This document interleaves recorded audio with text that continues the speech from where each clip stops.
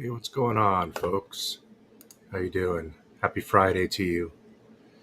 I know it's a little unusual for me to bust out a live stream right now, probably, but figured what the hell, let's hang out a little bit and see what we can talk about, come up with on the watch front. maybe maybe some of you out there can come up with viewer topics. How about let's do that? You know what I mean? Like viewer topics.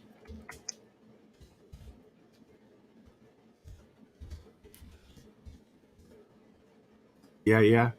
Viewer topics. Make suggestions. What do you guys want to talk about? Just heated up my coffee and I got a cigarette ready here, so what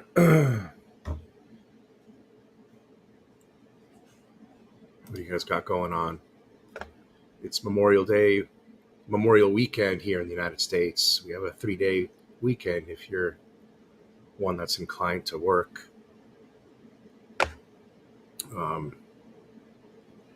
I guess if you're self-employed, it makes no difference to you. You're probably working extra hard. Let me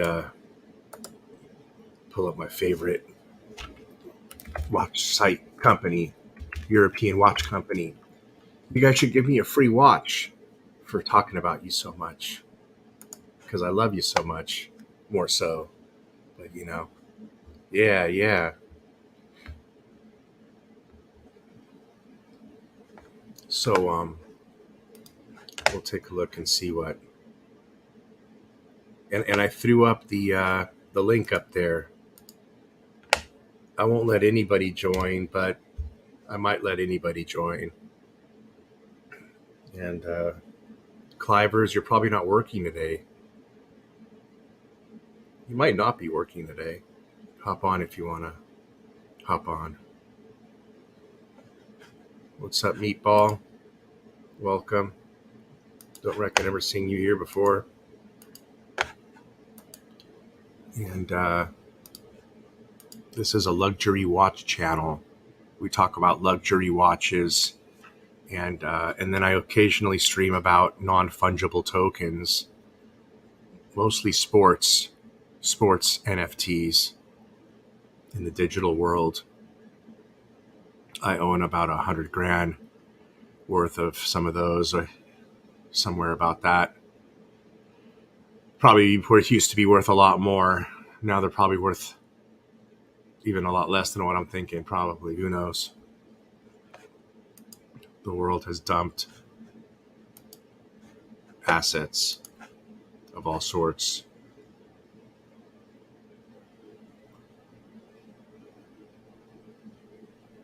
So, I don't know. I'll wait for some watch topic suggestions. In the meanwhile, maybe I'll start with one that kind of frustrates me a little bit with our old friend Clyde the Watch Wrangler.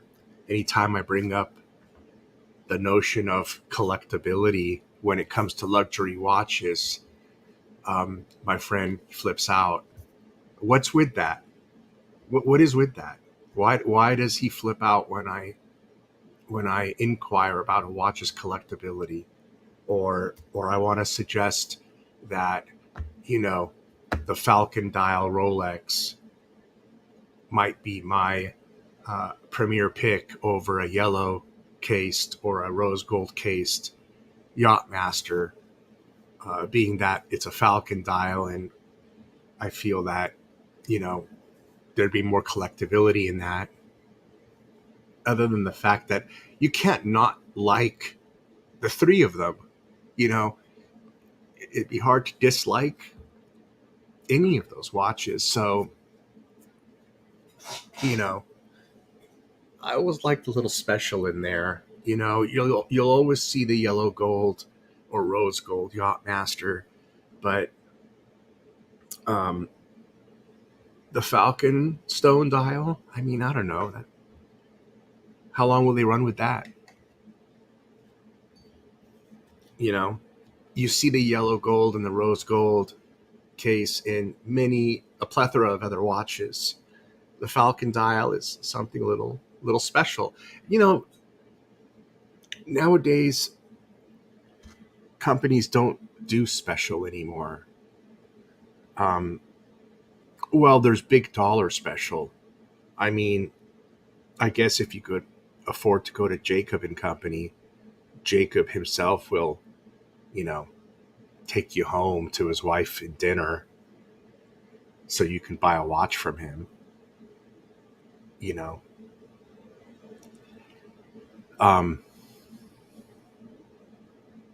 what would be a cool watch if you're stinking rich and if you grew up doing a paper route?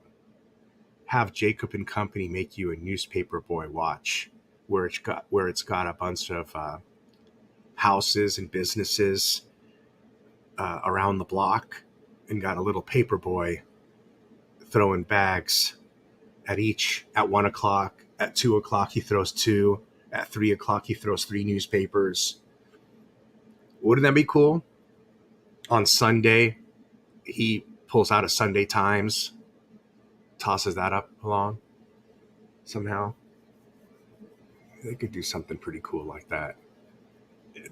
It's kind of like an accomplishment watch. You started out one day as a young lad as a paper boy on a paper boy route, newspaper route, and now right. Be a great watch.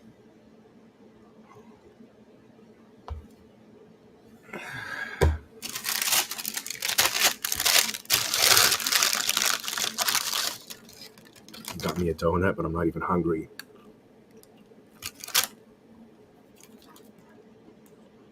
Let's see if anybody joined.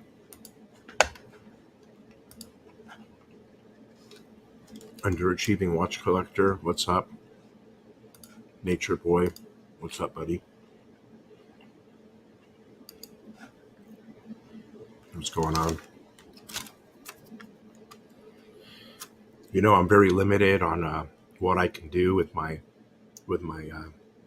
spine condition. I gotta tell you, man, my pretty much for every hour of activity, I have to put in equal time, literally laying in bed. Even being in a couch or on the floor or something won't help. I literally have to be in my bed. So, if I'm up hanging out here with you guys for an hour or two, as soon as I'm done here, I'm going to go lay down for an hour or two. So, I mean, it's kind of a rough gig. I mean, Jacob and Company hot dog stand edition would be epic. Yeah, Pink's hot dog stand. That would be kind of cool. I love Jacob and Company.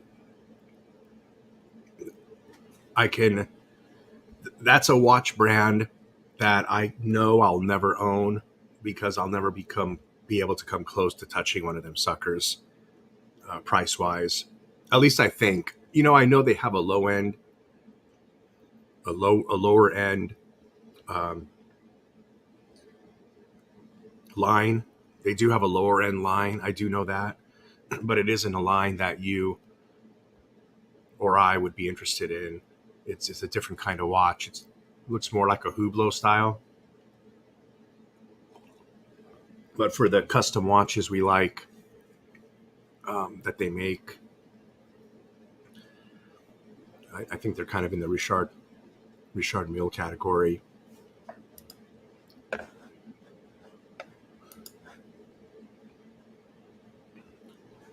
I think my biggest regret watch not picking up in this. volatile watch market, when we saw them dip down and to their lowest that I can reckon, just before they took off again. My biggest regret is not getting a datograph, Lenga and Son datograph. You know, we could have gotten those for about $40,000, $42,000, and now they're back up to their MSRP, $90,000. To me, that's the most dramatic watch move that I've seen. I know some watches have gone crazy, but in my mind, that's the most dramatic swing that I always have in the back of my mind is that Lenge and Son datograph swinging from 40 down to 42 up to 95,000 again.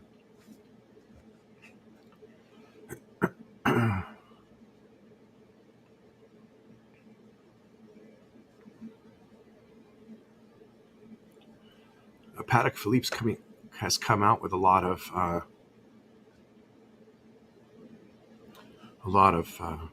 new watches lately, which leads me to assume they'll be discontinuing probably more than they have. Oh, so this is the prior year Submariner, isn't it? Yeah. So this is my Submariner date right here. How many of you guys have this watch? You know, this watch right here, it's like to me, this is like the iconic Rolex watch. Even above the Submariner, you know, because I think most people are used to seeing a date function, you know, a calendar window like this on the watch. So at least I always saw that when I pictured a Rolex. The bubble, they have the famous magnifying bubble. So I think that's why the Submariner date, to me, in my opinion, is the most iconic representation of the brand, because it's the Submariner, it's the classic black, and it shows the magnifying bubble that is unique to Rolex. That was unique to Rolex for so many years. You know, that kind of made them famous too.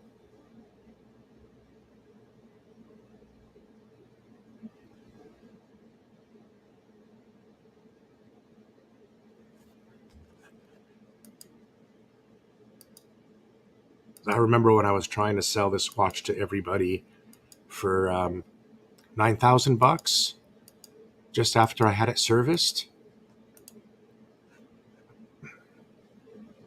So even after watches have come down about 20% from their high in April, they're still asking to fetch 13.5 on this one.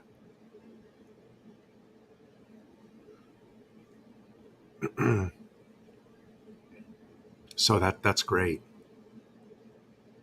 I mean, who wouldn't want to buy this at least at the retail price, even considering tax included, when you can't touch a watch, a Rolex watch? Who wouldn't? If you don't have this one, I mean, it's the iconic one to get. Who wouldn't want to? Who would say no to this? You know. That being said, it can demand a premium above MSRP plus tax.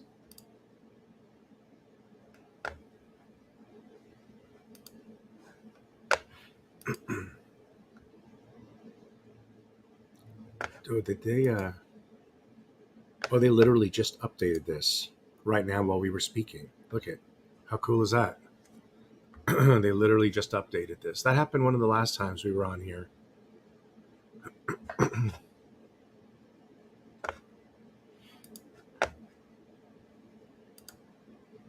You've got one. MSRP 2019. Nice.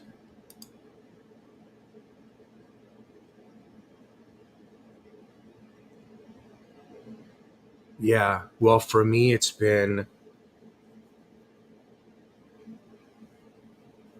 well, I've been after them on a few things, and they offered me a Tiffany OP, but it was in the smaller size, like 36. Come on, man. I should have taken it because in hindsight, I could have flipped that thing or used it towards a trade on something I would have wanted, but I didn't. But the last watch I got from my ID was my Daytona, which was in April of 2019. So that's 3 years ago now.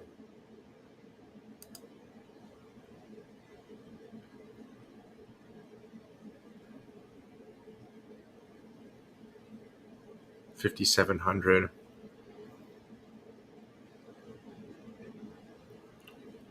Yeah, it's probably about what, $8,000,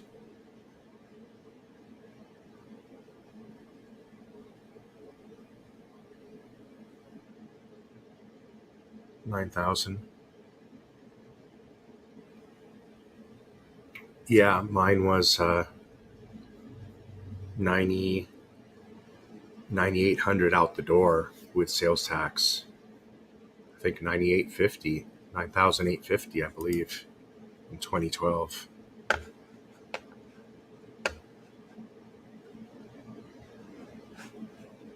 Um, let's see here.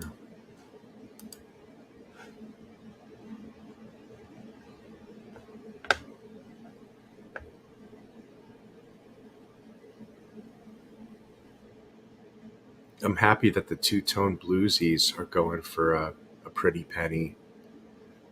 That was kind of always a little bit of a sour market.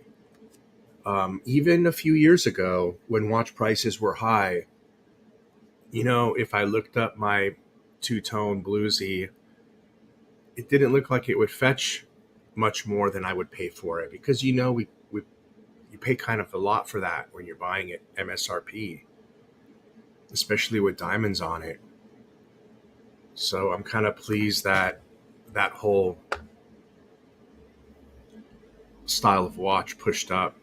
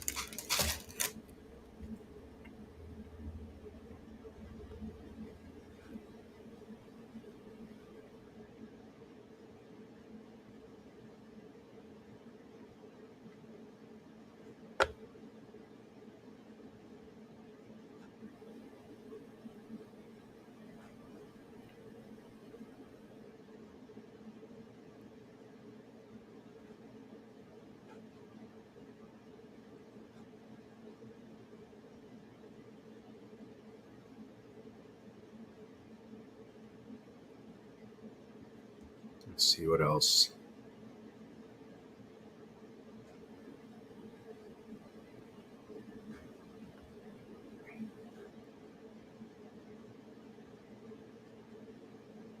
I think that's come down quite a bit. Weren't they asking 60 for these Daytonas here on rubber? On rubber?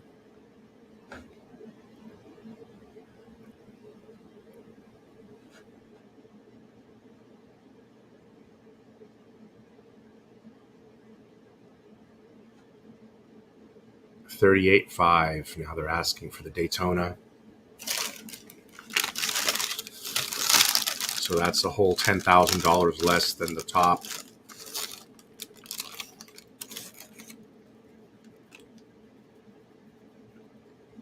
That would be a 25%.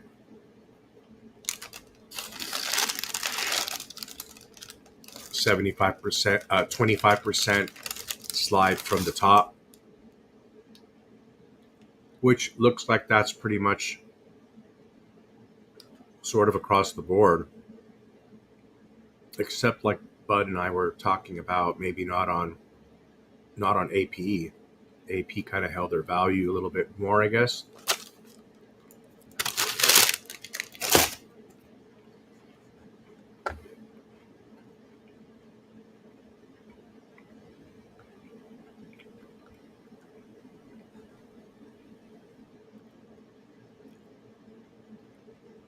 $27,000 for the Hulk, right? If I'm not mistaken, they were asking 33 for that, 34, right?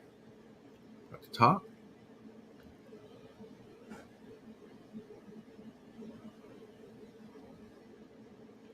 Now, is the old Air King? Here's something that's going to be funny. Here's a funny question for you. Do you guys think that this old Air King is going to be worth more and more desirable now than the new Air King since it's discontinued? Now, isn't that funny, right? Because, everybody complained about how the 5 doesn't have 2 digits and it should have the 05 to balance it out and whatever other modifications people cried for. And now that they've done it, well, you know how people are. People want to go for the discontinued ones, the special ones, the collectible ones, Clivers. So now are they going to be conflicted between the new version of this watch, which has the 05 on it? Are they going to be conflicted between buying that one and buying this one, the possible more collectible one? Because people might look at it and say like, oh, but this one doesn't have the 0 in front of the 5. It's more collectible. I mean, isn't that kind of funny? I think that can happen. To me, I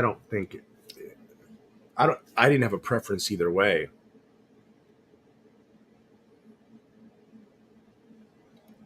But that is kind of a funny question. I wonder what's going to happen with people's thoughts on this watch. 11,005.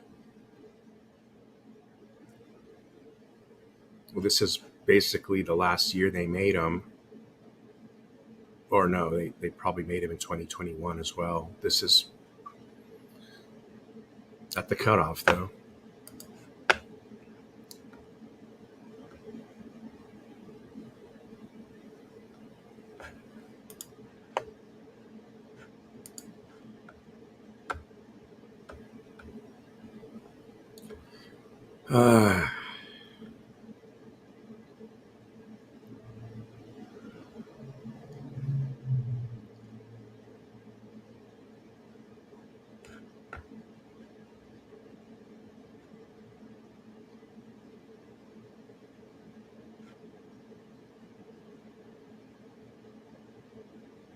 I like this watch a lot.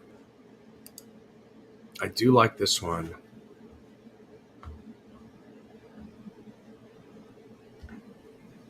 This one catches my eye for some reason. There's such a huge contrast between that type of blue and that dial.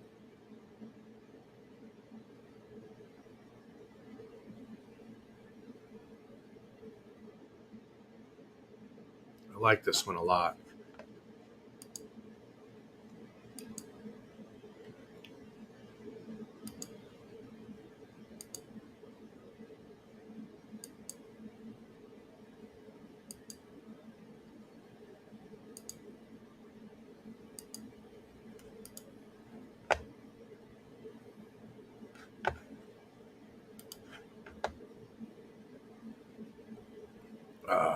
Goes back out of the grid pattern.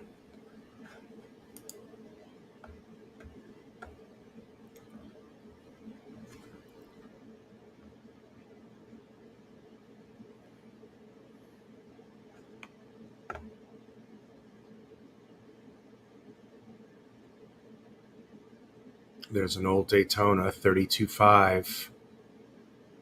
Those didn't go down. Those held their value. Looks like it. That's interesting.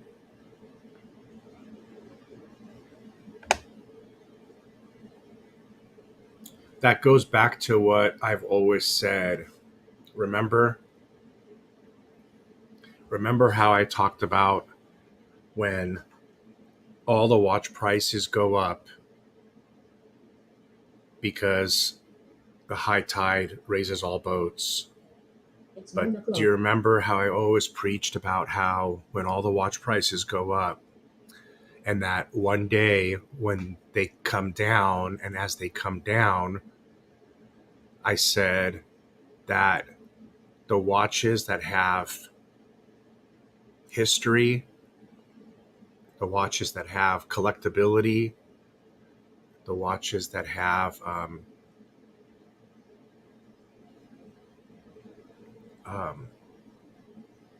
long-standing, you know what I'm talking about. I've talked about this many times, that those watches will retain their appreciated value more so than any mass-produced modern watch. You remember me talking about that? So this Daytona is a perfect example of how the ceramic Daytona came down. So the ceramic Daytona and the steel Daytona both went up, but when prices come down, it's the ceramic Daytona that had a blow-off top and came down to just about the same price as the steel one now. The steel one held its value. It didn't go down to 25 or 24,000.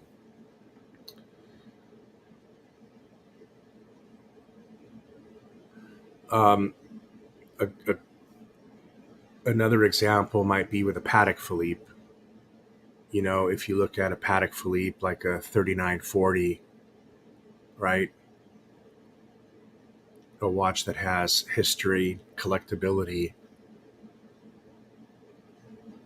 It's probably gone up like all the other Pateks, and as other Pateks come down,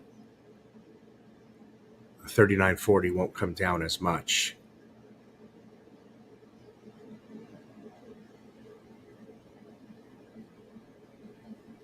We talked about that a lot on here.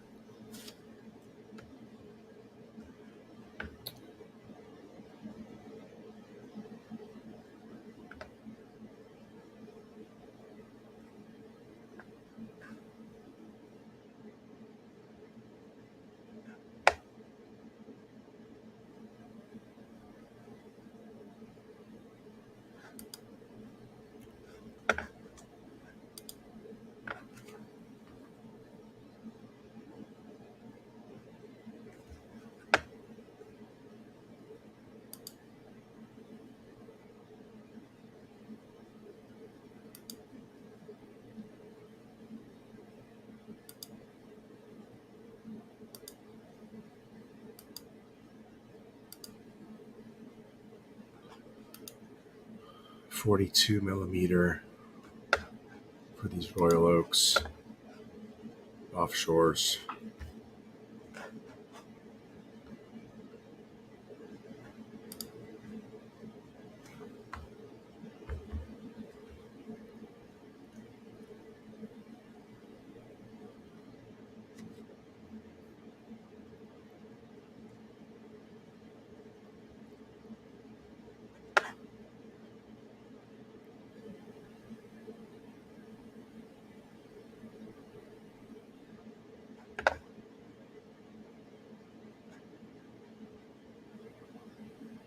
I like that tobacco dial right here. I guess this is the I guess this would be the Havana of AP right here.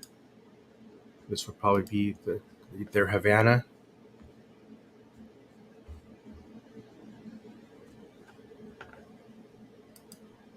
It's a little dark.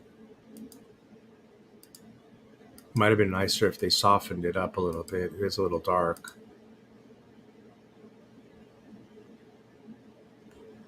But I like that. 54 millimeter thick, you know. I just don't know if I can do that with a cross measurement of 42 millimeter as well. I don't know if I can do such a large watch.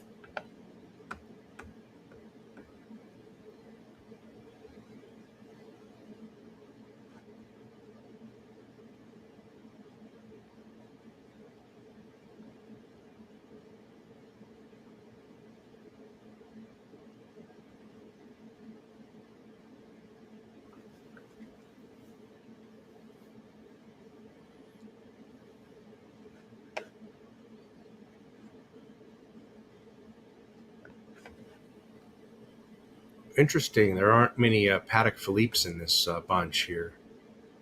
Let's see what they got.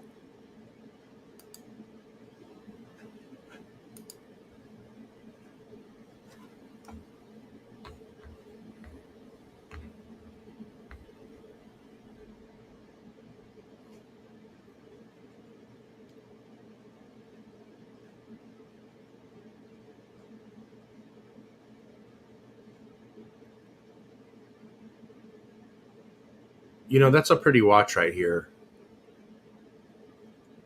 This 5960 in rose gold. That's it's a nice looking watch. The rose gold on this watch looks really nice.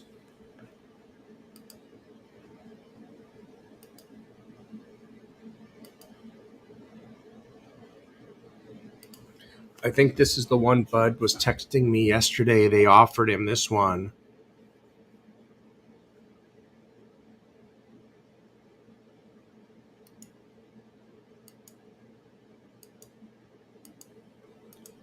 So I don't know what they were asking for it, Bud.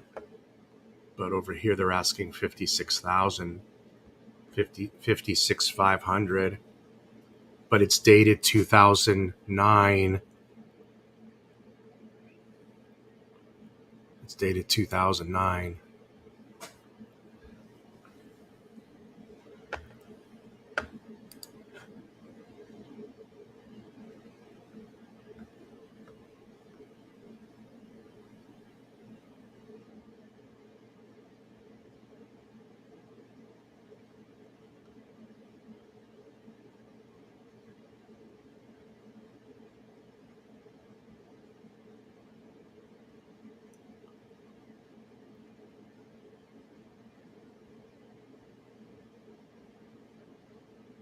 There's the 5320 I always loved.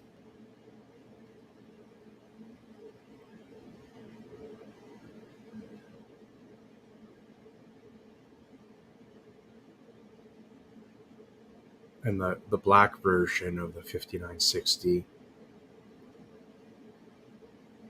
which because of its production only being 1 year, it's valued at 140,000, more than double the rose gold version.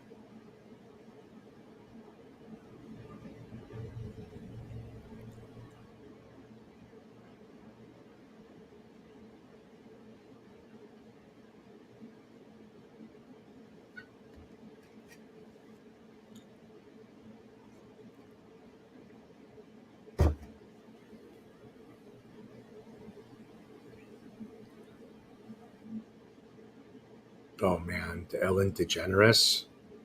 Why is it called that?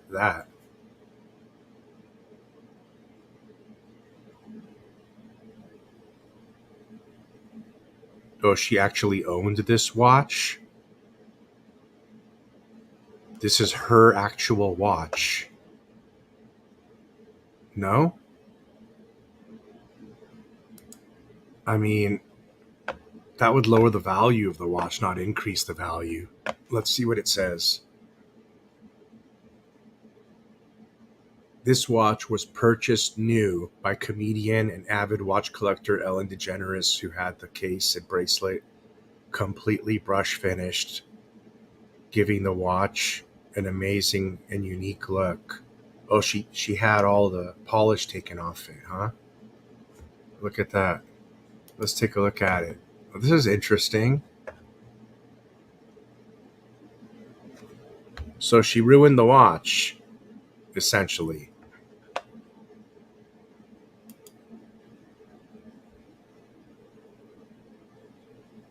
She ruined the watch. She had a 5960, and she thought that her name has more stature than the name of Patek Philippe and the watch itself. Well, let me tell you something. The watch has more provenance than Ellen DeGeneres, and she ruined this watch. So I wouldn't pay. I wouldn't even want this watch. Kind of looks like crap after it's brushed, finished.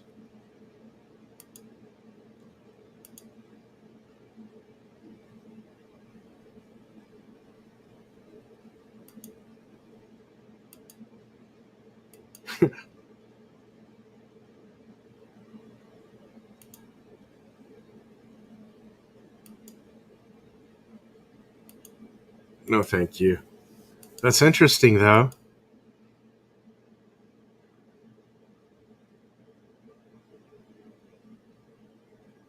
That's interesting, though.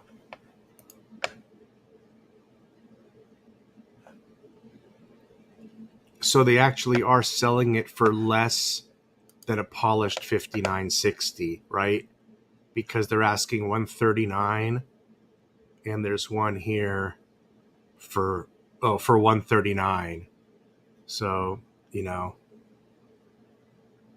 you had a choice, you're going to want to buy this one, not the polished, the brushed one. Oh man, look what a difference it looks. She ruined the watch. Ain't that funny? Destroyed the watch.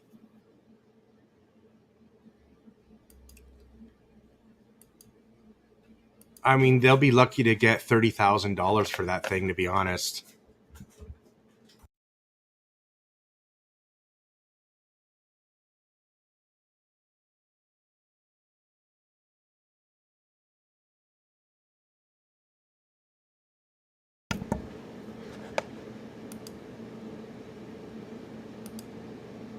What do you guys think? Oh, you guys are in here. What's up, bud? Yeah, hit that like button.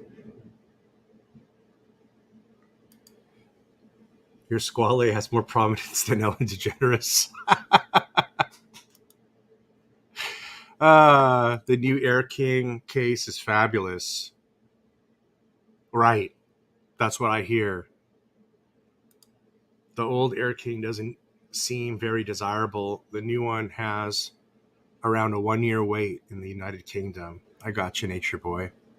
Oh, and here's Bud the Stud. The new Air King is way nicer, so that Air King, I think, is going to just go down. It just wasn't that hot in the first place. Gotcha. Lucian, what's up, Lucian? How's it going, buddy? Meatball says, I visited my Rolex AD and inquired for a milli. The rep told me 3.5 years wait.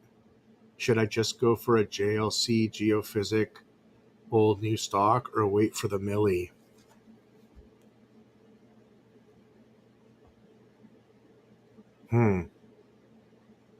You know, um,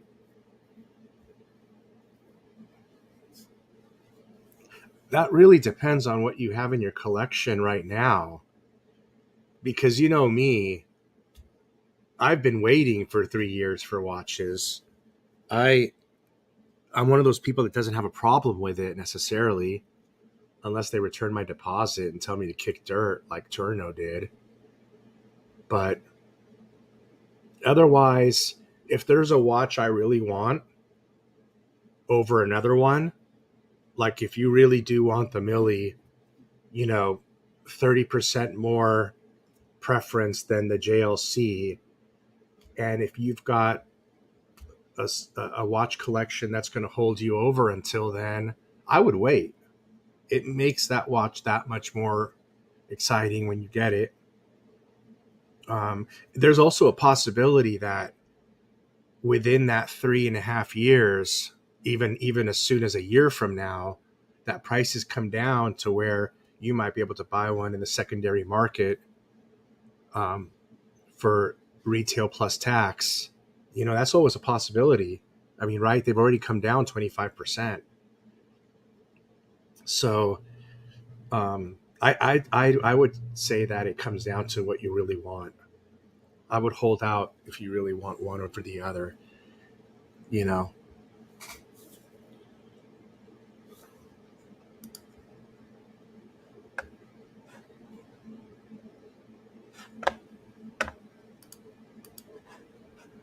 But yeah, look at the polished one is a heck of a lot nicer. There's no, oh my God. Did you see this, bud? If you're still here. So this is a polished 5960. And then apparently this watch here was actually purchased and owned by Ellen Degeneres. And for some reason, she brushed it. And this is what it looks like brushed. She took all the polish off. I mean, that looks awful. It looks like a hack job. It looks like a hack job.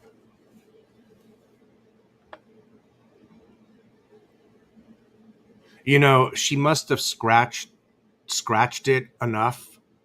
She must have had a deep scratch in it or something somewhere enough to where it upset her enough to where she had to have the whole thing brushed. And that's what happened. That's all I can imagine. Maybe she got divorced or something, and her significant other, did a hack job on it and scratched it or something. Something happened to this watch for somebody to do this. It's not normal. Look, if somebody were to do this, if somebody like you or me were to do this to a 5960, they would put us on the mental health list and we wouldn't be able to buy a firearm. This would constitute mental derangement. They would need to check my pants to see if I pooped myself if I did something like this.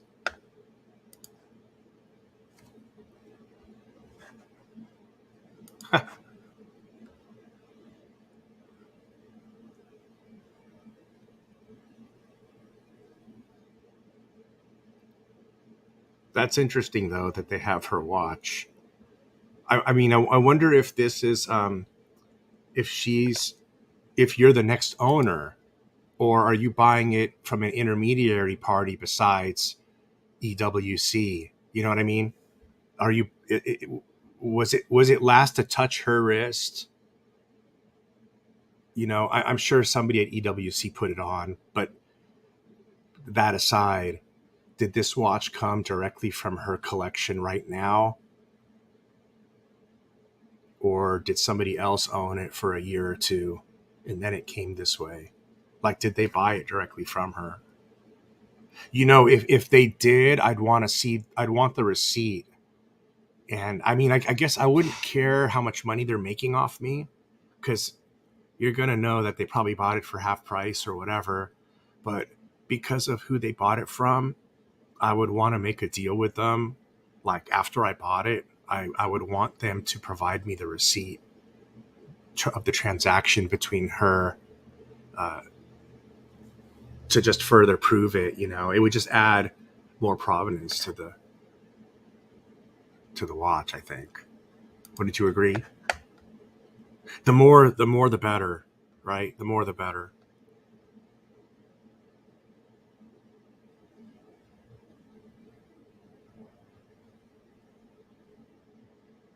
This is one of the best watches that Patek Philippe's makes right here, the 5140. And it doesn't matter what metal you get it in. I would prefer white gold or platinum, to be honest. The platinum costs about 50% more, usually, I think, 30 to 50% more than the other metals. But the rose gold is just as satisfactory. But, this leap year calendar complication watch is amongst their finest productions. I mean, look how thin it is. This is a great one here.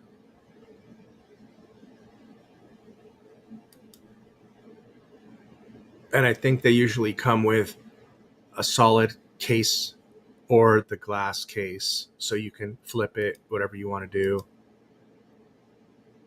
I personally like to have the solid case on there to get the extra weight on the wrist. There it is, you see. That adds quite a bit of weight to the watch. Makes it feel nice. It really does. More substantial, Because these dress watches can be pretty light, like you won't even know it's there.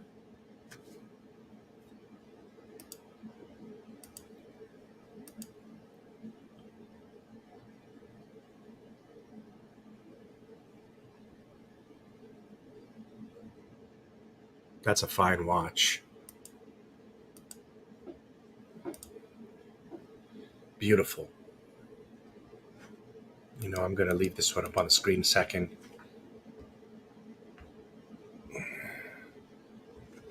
I haven't even hit a cigarette, so let me take a hit of a cigarette here. Give myself a little break.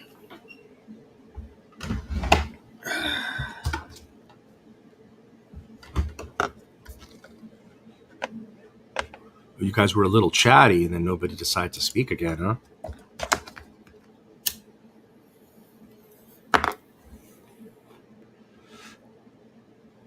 Oh, you know what's interesting? You want to laugh?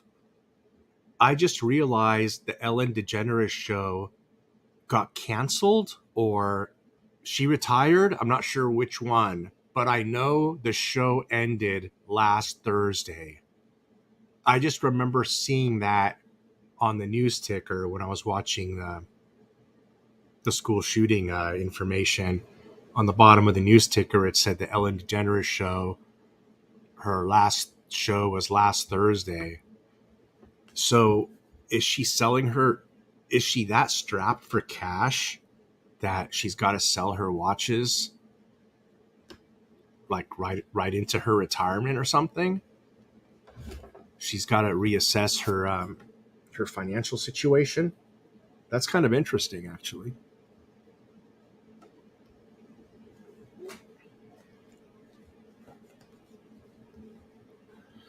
Somebody was asking me if I sold my chain link the other day. I forgot who it was. And I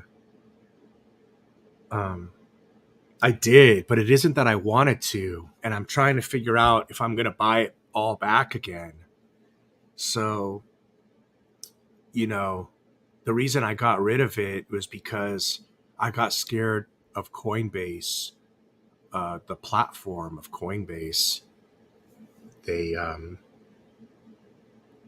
submitted a 10K, as a public corporation, which states that all crypto assets that are on the exchange in the event of a bankruptcy would be, part of the bankruptcy proceedings. So you're cool if you keep your money off of Coinbase in a hard wallet or I guess somewhere else. But I only had my Coinbase set up, and I panicked because the markets and everything were going down, and I was afraid. I'm not worried about Coinbase. I'm not worried about Chainlink. I was confident. I'm confident as much as it went down. I've been confident in the long term. It's just that I got scared of the Coinbase platform. So I immediately sold everything on that platform and pulled all that money out, sent it to my bank because I just got scared. I don't want to lose everything because of a bankruptcy proceeding, because of an exchange. So, and that stock got plummeted on the NYSE or whatever exchange it's on, Nasdaq. I don't know what Coinbase is on. Uh, Coinbase is on Nasdaq. I think it's got a 4-letter symbol. I think so. That means it's on the Nasdaq. Anyway, I that's the only reason I got out of Chainlink. So I don't know what I'm gonna do. Actually, I kind of want to get back in it, but I just don't know what to do about the platform situation. So I'm thinking about it right now.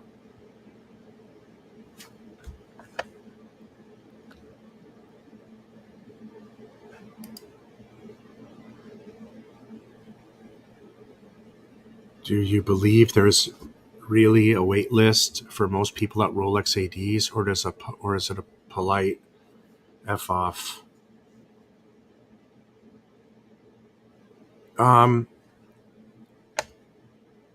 it's both.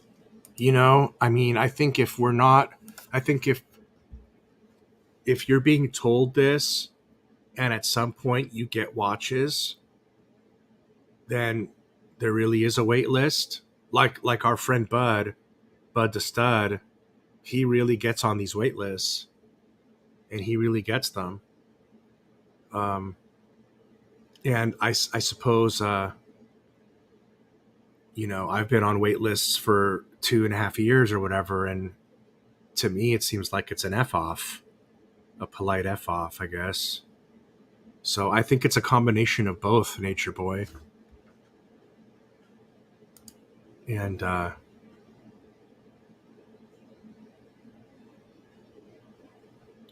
think my case example is proof that even if you have a substantial history at a particular AD, that's not going to mean anything unless it's a recent history.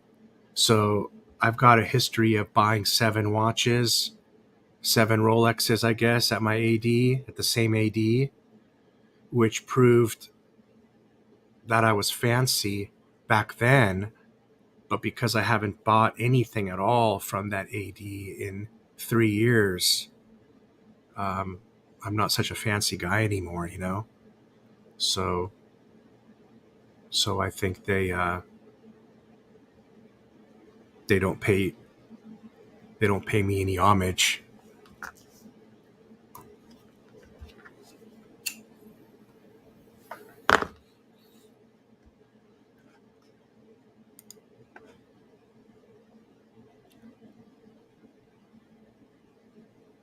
Well, the longer you leave a watch up on the screen, it's easy to fall in love with it when it's a pretty watch, right?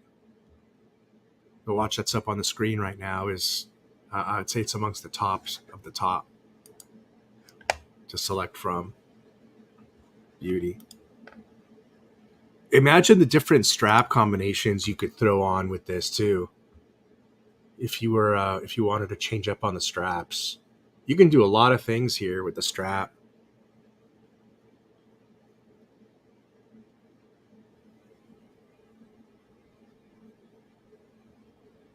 You could do anything.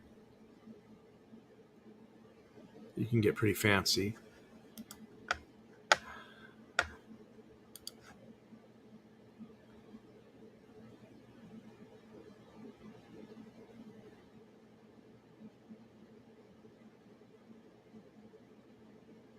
Here we go. Look at this. 3940. Um,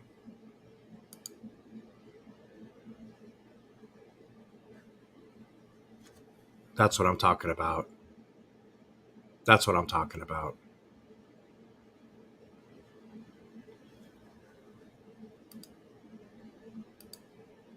And remember what I was saying about the prices of these. These were $35,000 at the start of the price movement. These were 35,000. And so look at that. It's gone to $80,000, and it didn't come down. It didn't come back down.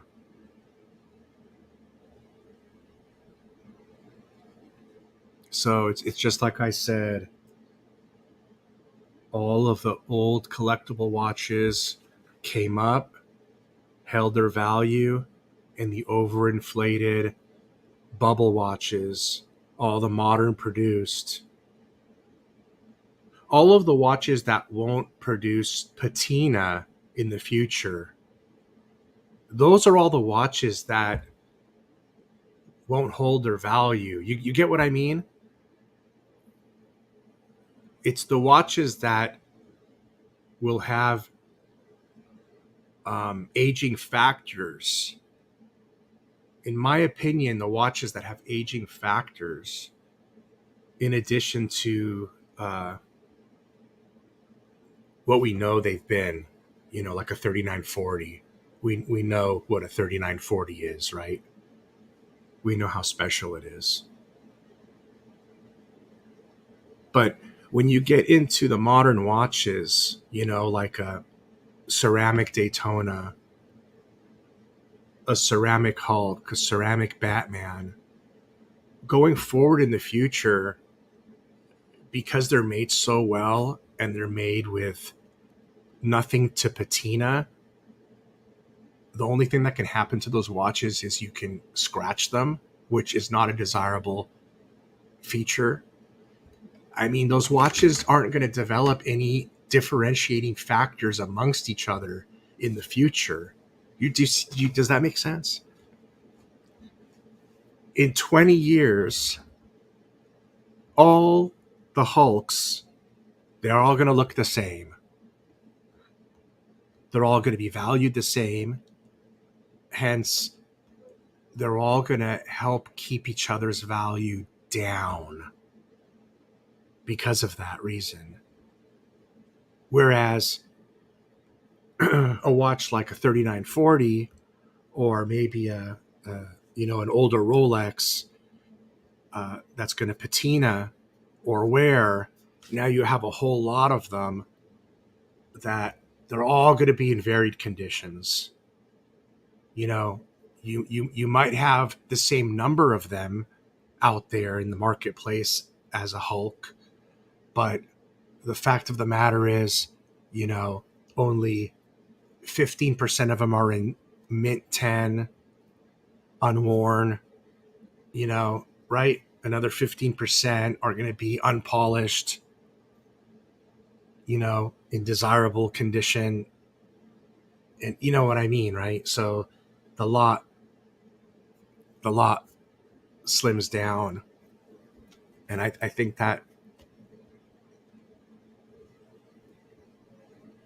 that's what plays a factor in these prices. If that makes sense.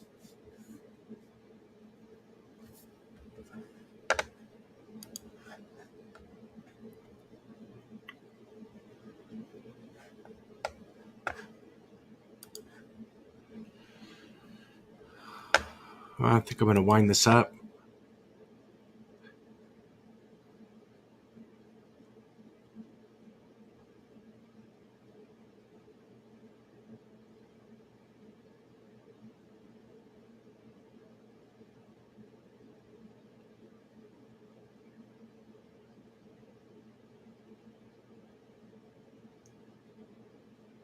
Holy cow. That could be one of my biggest watch regrets right here. This was one of my Grail watches at one point. This was a Grail watch. We had chances to buy this for $78,000, but it just wasn't a watch I could afford at the time. And from $78,000, look at where it's at now. Ludicrous. Absolutely insane. And this is a 12-year-old dated watch as well. It's going to need a service, yada, yada. Wild. Truly, truly wild. Really is. All right. Thank you for joining. I got to go for a lay down. It's been an hour. Give it a thumbs up, and we'll see you guys later. Have a good Memorial Day weekend if I don't talk to you again. Peace.